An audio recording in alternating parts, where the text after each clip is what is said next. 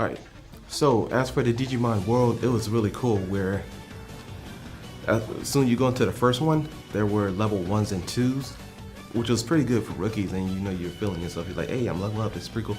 But as soon as you hit the next one, there were enemies that like doubled their level and stuff like that, which was pretty cool, which made you want to train even more to explore that next level. Like for instance, on one side there were sand dunes that was pretty cool with servers on top, which I really liked, which was interesting, you know, because it was dingy world. And as you go into the sand dunes, there was more Digimon to collect. For instance, if you went down a certain path, there would be like Digimon who would have like certain problems, and you would figure it out, and then they would join the town. That's basically what it was. Or you collect a certain amount of items and then just give it to them, which sometimes you might have on hand. Also, if you go to like the left side, there would be like a volcano, which the desert, which didn't make any sense, but it was pretty cool. And as you explore the desert, then you find out that there was more powerful enemies. Sometimes I try to run through it, but I couldn't really run through it because of the level gap, or they had the Digimon divided in a certain way where you couldn't really just run around to the next location. On the other side, they had like more green forest, and then that would take you to like a ship type location where there were like pirates, and then you would help them get certain items and stuff like that, which is cool.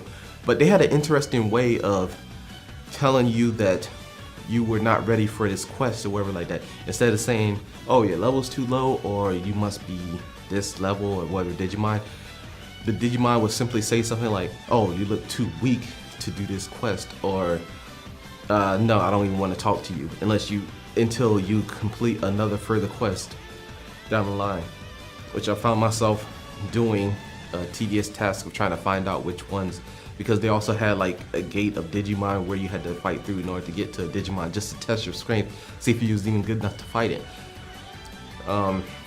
Also, I liked how the map keep going on and on and on, because if you looked on the map, you find out that there are so many locations that you haven't explored yet, which even made you more want to upgrade your town to get it to a point where you could easily raise up your Digimon to that certain point so you could travel. I found myself being amazed by certain locations, like for the machine factory and stuff like that, which I really liked because it was kind of a congratulations, and you see how much you leveled up to the point to where you could get to that location, which I really liked. The town was really interesting because at first it was like a bare bones town. You only had your food, you had certain Digimon telling you what to do and telling you that you had to get Digimon to join.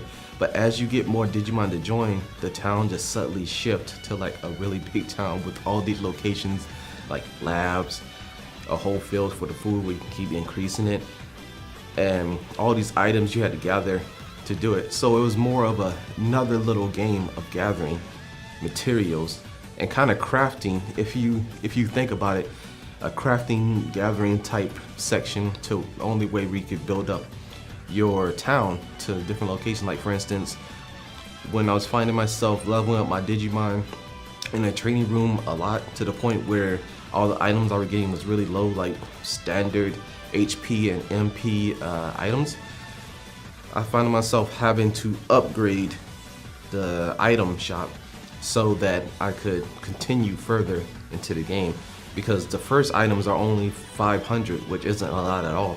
So I had to upgrade a good bit to get to where I can get like mid-level tier stuff and high-level tier stuff, which took a lot of time, and certain items don't come back until a day later. So that was really fun. I found myself forgetting the main missions and the games, just going around doing like little side quests for certain Digimon to get certain items. Like for instance, they had a Digimon that was a cat that I couldn't get unless I beat that cat and get that item to turn my Digimon into that and then extend the tree, which was really, really fun. I really like that part. You also forget about the main game when you're collecting items to upgrade your Coliseum or the treasure hunter, where you would give the money to the treasure hunter, and 2 or 3 days later, they would give you certain items that just be out of random. It's kind of random, I think, which was really good because you'd be surprised at what you get next. I also like how they were actually going by the days too, like Monday, Wednesday, etc. to Sunday, to where only certain events would happen on certain days. Like I could only trade certain items on like Monday, Wednesday, and Friday, and then only certain ones on Tuesday, Thursdays, and Saturdays. And then they also had training boosters and stuff for specific days. So it was really fun how you was like, oh man, next day I gotta do this and this, and the next day I have enough time to do this, because the days go by really fast.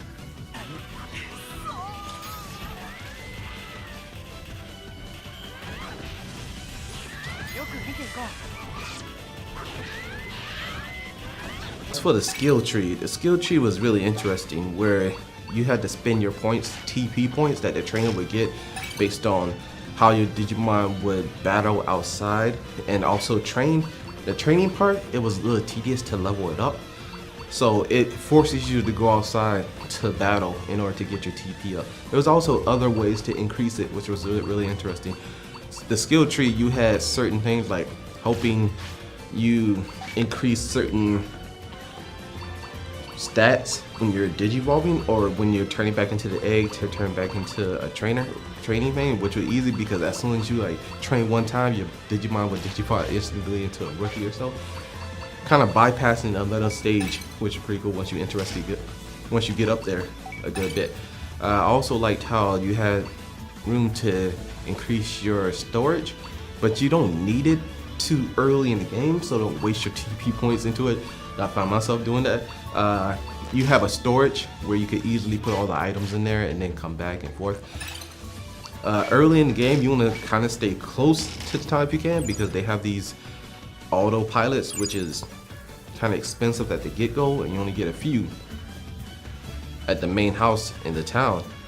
So you want to use them sparingly until later on, until you're easily able to get money from Digibattles and stuff like that. They also have the skills, which was cool for each Digimon. So they'll have skills for each Digimon type.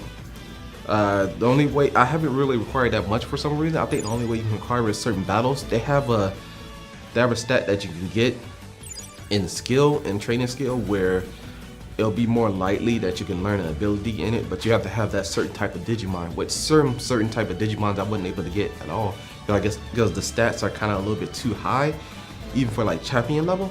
So I found myself having to try to level up the training center even more to do it. But once you get a little further in the game, I would say chapter 2 like, I found myself be able to DNA Digivolve, which was really cool. I really like how you have a choice to level up your Digimon to the point to where you can get it on your own instead of being a part of the story. Because I'm only still in chapter 3, chapter 2. And I'm already got the Digimon, which I haven't tried yet, but I'm pretty excited and I will continue to play the game. Yourself, is it worth $60? I would say yes, it's worth $60. The only point that I would point out in certain ways, like I said earlier, is that the PS2 graphics, you might have to get used to that for being a current gen. But if you overlook the graphics and sometimes the invisible walls, there's a whole lot to explore, and you find yourself getting lost in the games and as the hours fly by. So I would say yes, $60 was a really good price point.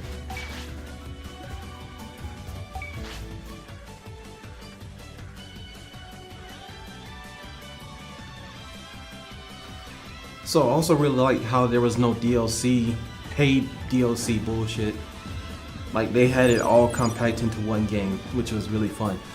I also like how they gave you 2 Digimon instead of 1 Well, they had one in the original release, but when it came to the West, they gave you two for some odd reason. I guess because of the DNA digivolving, and also the EXE digivolving, which allows you to in battle digivolve two Digimon into a certain Digimon, but then they separate after battle. The DNA digivolving allowed you to digivolve them and then stay permanent, I think, when you unlock the DNA dojo, which I'm currently in right now. As for the battles, it is, oh my god, hard. It was just like the original. You would get your ass waxed if you don't level up your stats while you're in the town. For the online battling, this is the laziest thing I've ever seen in a game. Well, the 2D graphics, that makes sense, I guess. But the online, it's basically a digital within a digital where you can't press any buttons. All you do is just sit there and press a button and watch stuff happen. Literally, that's what happens. So all you do is pick 3 Digimon, that's all you can pick. And then you battle them against people online. And you can't press any buttons like you could like on the device, like defense or anything like that. Like you couldn't press lower or higher.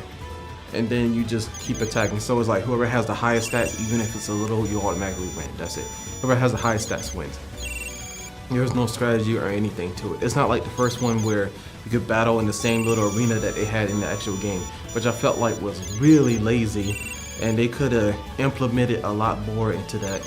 Because I mean, doing a 2v2 peer-to-peer isn't even that much for like that little battle thing. Like there could be some delay, but it wouldn't really matter because all you're doing is like pressing buttons. You're not doing any execution heavy. So I really was disappointed in that part.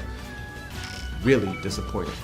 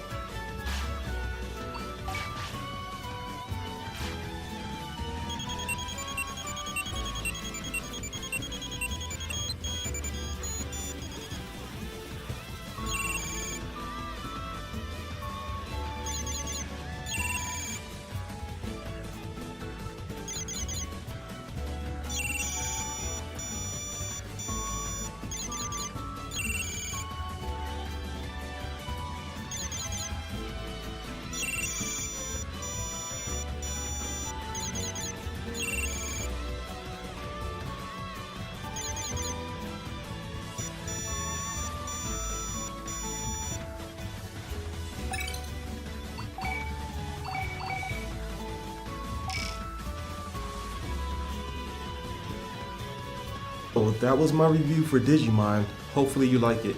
There were some things I left out because I didn't have enough time, but I will do more in other reviews to prepare for that thing. Anyway, thank you for watching the review, and I give this game a 3.5 out of 5.